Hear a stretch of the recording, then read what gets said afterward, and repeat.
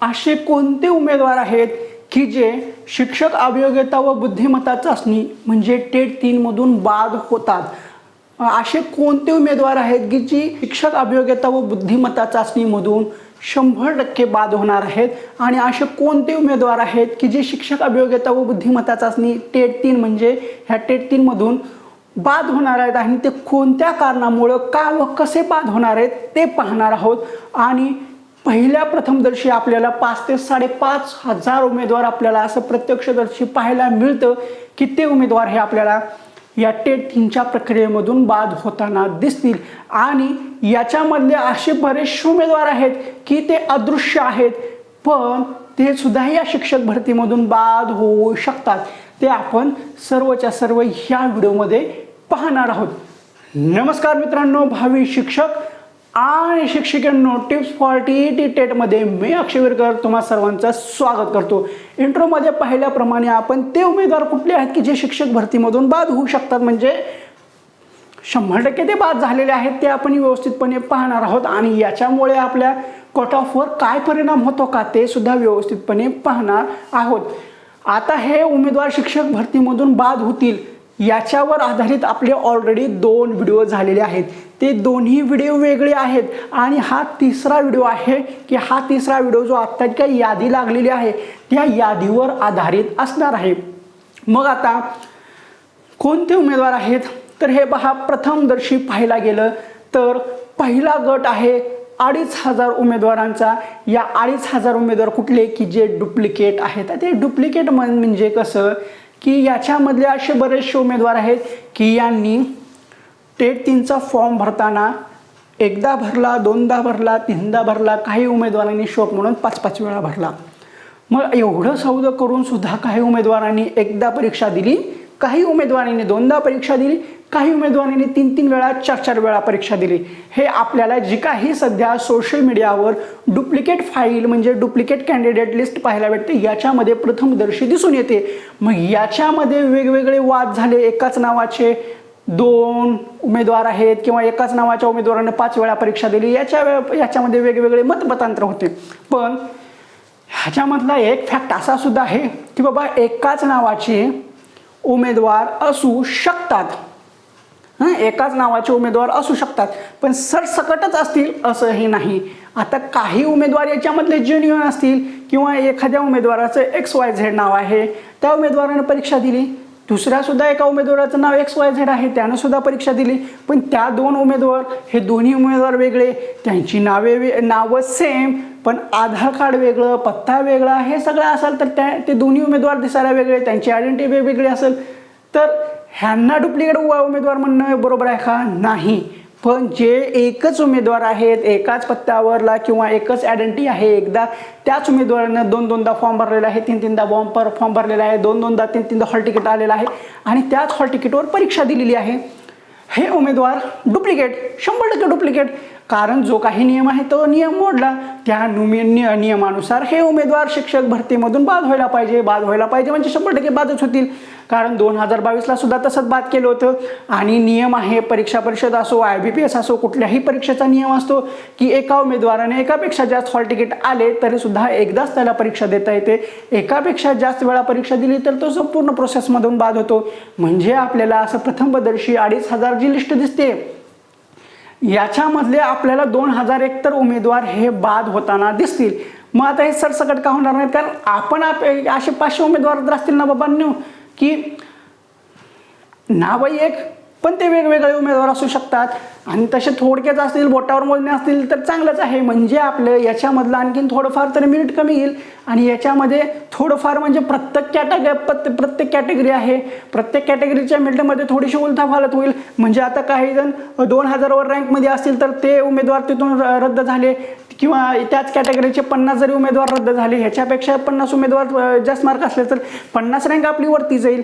म्हणजे याच्यामध्ये कट ऑफचा थोडाफार बदल होताना दिसून येतो, म्हणजे कट ऑफ स्पर्धा थोडीशी कमी होऊ शकते। बरं, हे झालं डुप्लिकेट उमेदवारांचं। मग याच्यानंतर आणखीन एक गट आहे कुठला की जो D.Ed, B.Ed, ॲपियरवाला आहे, याच्यावर आपण ऑलरेडी व्हिडिओ बनवलेला होता. मी त्यावेळेस सांगितलं होतं की बाबांनो, तुम्ही B.Ed झालेला आहात, तुम्हाला परीक्षा परिषदेने सूचना दिलेली आहे, तुमचा निकाल लागलेला आहे, 1 महिन्याच्या डॉक्युमेंट व्हेरिफिकेशन करा, तुमचं जमा करा, तर तुमचा रिझल्ट लागेल, नाही तर तुमचा निकाल राखीव ठेवेल. मग आता जवळजवळ B.Edवाले हे 6,000च्या घरात उमेदवार आहेत, त्यांचा निकाल राखीव आहे, आणि D.Edवाले 515 आहेत. आता हे उमेदवार कोण आहेत, काय आहेत, त्यांचा सीट नंबर, रोल नंबर परीक्षा परिषदेने त्यांच्या वेबसाईटवर दिलेला आहे. याच्यामध्ये तुम्ही असाल तर तुम्ही पाहून घ्या. मग आता ह्या उमेदवारांचा निकालच लागणार नाही आहे का? असं पण नाही आहे. ह्या उमेदवाराने त्यांचे प्रमाणपत्र विहित मुदतीच्या आत, म्हणजे परीक्षा त्यांनी D.Ed किंवा B.Ed ॲपियर होते ते पास झाल्यापासून त्यांनी त्यांची परीक्षा परिषदेला जमा केली तर त्यांची मिळून जातात. मग आता याच्यामध्ये किती उमेदवार पास आहेत, किती उमेदवार नापास आहेत हे आपल्याला माहिती नाही आहे. पण जे उमेदवार D.Ed B.Ed ॲपियरवाले आहेत ते पास नाही आहेत, D.Ed B.Ed ॲपियरवाले आहेत ते पास नाही आहेत, तर त्यांचा रिझल्ट लागणारच नाही आहे, ते आपल्या स्पर्धेमध्ये येणारच नाही आहेत.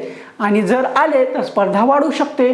बरं, आता याच्यामध्ये काही उमेदवार कसे आहेत, या का एवढे जवळ 6,000 उमेदवारांचा निकाल का राखीव ठेवलेला आहे, तर याच्यामध्ये उमेदवारांनी काय केलेलं आहे, काही उमेदवारांचं D.Ed झालेलं होतं पण ते B.Ed ॲपियरला होते, पण त्यांनी ॲपियरची फक्त B.Ed ॲपियरची माहिती भरली होती, पण त्यांचा B.Ed ॲपियरचा रिझल्ट लागला तरी त्यांनी फॉर्म सबमिट केला नाही, आणि जर नाही लागला पण त्याच्यामध्ये काही ॲपियरवाले नापास झाले, पण त्यामुळं त्यांनी त्यांचा रिझल्ट पकडला. पण ते D.Edच्या बेसवर इन होऊ शकतात, पण ते B.Edच्या बेसवरले बाहेर झाले. मग याच्यामध्ये असे भरपूर उमेदवार आहेत, काही पास आहेत, काही नापास आहेत. मग काही उमेदवार आहेत जे नापास आहेत, D.Ed ही नापास झालेले आहेत किंवा B.Ed ही नापास झालेले आहेत. मग ते उमेदवार, त्या उमेदवारांचा निकाल लागणार नाही आहे, मग ते उमेदवार हे ह्या शिक्षक भरतीमधून बाद होतील. हे झाले 2 उमेदवार. कुठले? डुप्लिकेटवाले आणि जे D.Ed B.Ed ॲपियरवाले आहेत, म्हणजे त्यांचा निकाल राखीव राहिलेला आहे, हे झालं. मग याच्यामुळे हे झालं, पण आणखीन अशा बऱ्याचशा गोष्टी आहेत की ह्या गोष्टीमधून जे काही आपले 2-1 लाखातले उमेदवार आहेत, याच्यामधले सुद्धा उमेदवार बरेचसे हे शिक्षक भरतीमधून बाद होऊ शकतात. कसे?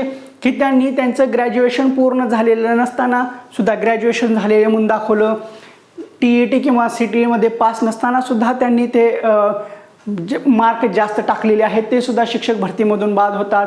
किंवा असे बरेचसे उमेदवार आहेत की ज्यांचं TET नसतं, CTT नसतं, पण हे दिलेलं असतं. पुन्हा असे बरेचसे उमेदवार आहेत की फक्त ते परीक्षा द्यायला म्हणून देतात, पण नंतर पवित्र पोर्टलच्या प्रोसेसमध्ये येत नाहीत, मग ते सुद्धा आपल्या स्पर्धेतून बाद होतात. त्यामुळं आपली स्पर्धा ही थोडीशी कमी होते. मग आता याच्यामध्ये खूप असे उमेदवार आहेत, असं म्हणायला गेलं तर 10-1 हजार तर असे उमेदवार आहेत की ते ऑलरेडी शिक्षक भरतीला लागलेले आहेत, पण त्यांनी स्वतःचा जिल्हा भेटावा म्हणून त्यासाठी फॉर्म भरलेला आहे. मग त्या उमेदवारांना पूर्वीपेक्षा कमी मार्क्स पडलेले आहेत.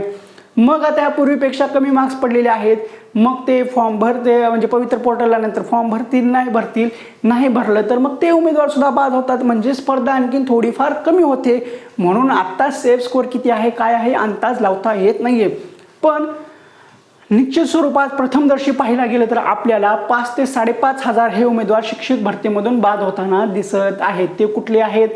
की जे डुप्लिकेट उमेदवार आहेत ते, आणि त्यानंतर जे काही D.Ed B.Ed ॲपियरवाले आहेत हे सुद्धा पाहायला भेटत आहेत, आणि जे काही गैरमार्गाने हे केलेले आहेत ते सुद्धा बाद होणार आहेत. पण याच्यामध्ये जे काही त्यांचं क्वालिफिकेशनच झालेलं नाही आहे किंवा आपलं एज्युकेशन किंवा पूर्ण केलं नाही आहे पण चुकीची माहिती भरलेली आहेत, ते ऑलरेडी पवित्र पोर्टलच्या वेळेस बाहेर होणार आहेत. मग हे असे उमेदवार आहेत. याच्यामध्ये आणखी खूप डिटेल आहे, ते डिटेल आपण नंतरच्या व्हिडिओमध्ये पाहू. सद्यस्थितीला एवढंच ठीक आहे. कोणते उमेदवार आहेत, ते कुठल्या पद्धतीने बाद होणार आहेत, ते तुम्हाला समजलं असेल, नाही समजलं असेल तर कमेंट बॉक्समध्ये सांगा. व्हिडिओ आवडला असेल तर व्हिडिओला लाईक करा. व्हिडिओ पाहून तुमचा काही फायदा झाला आहे असं वाटत असेल तर, आणि तरच आपल्या चॅनलला सबस्क्राईब करा. लाल रंगामध्ये सबस्क्राईब बटन आहे ते दाबा, त्यानंतरची जी घंटी आहे ती सुद्धा दाबा. ऑल नोटिफिकेशन बेल सिलेक्ट करायला विसरू नका, म्हणजे जेणेकरून सर्व व्हिडिओचे नोटिफिकेशन तुमच्यापर्यंत सर्वप्रथम पोहोचतील. तर ठीक आहे, पुढल्या एका व्हिडिओमध्ये अशीच महत्त्वपूर्ण माहिती घेऊन